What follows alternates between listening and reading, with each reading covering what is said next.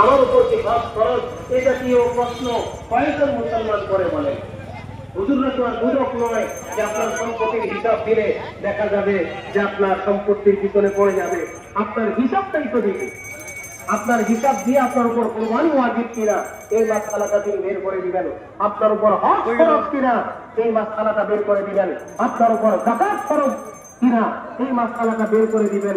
এই জাতীয় জিজ্ঞাসাবাদ আপনাদেরকে করতে হবে। তারা করে না। দেখা যায় যে দিনের বেলায় বন্দীর বেলায় বর্তমান মুসলমানরা অনেকেই দেখা যায় গাফলতি করে, অনেকেই অলসতা করে, অনেকেই বুঝেও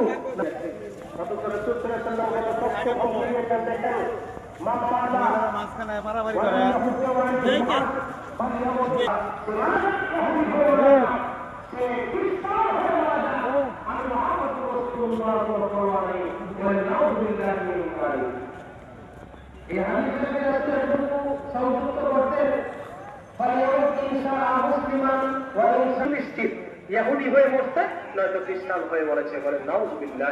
যাই করুক না কেন আল্লাহর কাছে একটা ফরজ সে পালন করছে।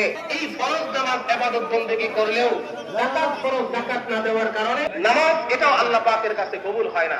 এজন্য বন্ধুগণ, আর্থিক ইবাদত বন্দেগীর ব্যাপারে আমরা সদা সজাগ রাখি, দৃষ্টি রাখি, সতর্ক থাকি। যাদের উপর কুরবানি ওয়াজিব কুরবানি দিয়ে দিব, যাদের উপর হজ ফরজ হজ করব, যাদের উপর যাকাত ফরজ যাকাত আদায় করব। আল্লাহ পাক রব্বুল আলামিন আমাদের প্রত্যেককে আমাদের ইবাদত বন্দেগী করার তৌফিক দান করেন। সকলেই বলি আমিন। ওয়া আখিরু দাওয়ানা আলহামদুলিল্লাহি রাব্বিল আলামিন। ওই ডাক দে। ওই সৌরভ ভাই, এখানে একজন একটা প্রস্তাব পেশ করেছেন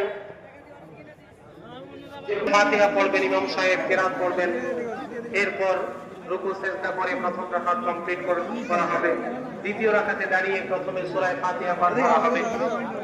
মুকাদ্দিম থাকবেন পিছনে হাত উঠান, পিছনে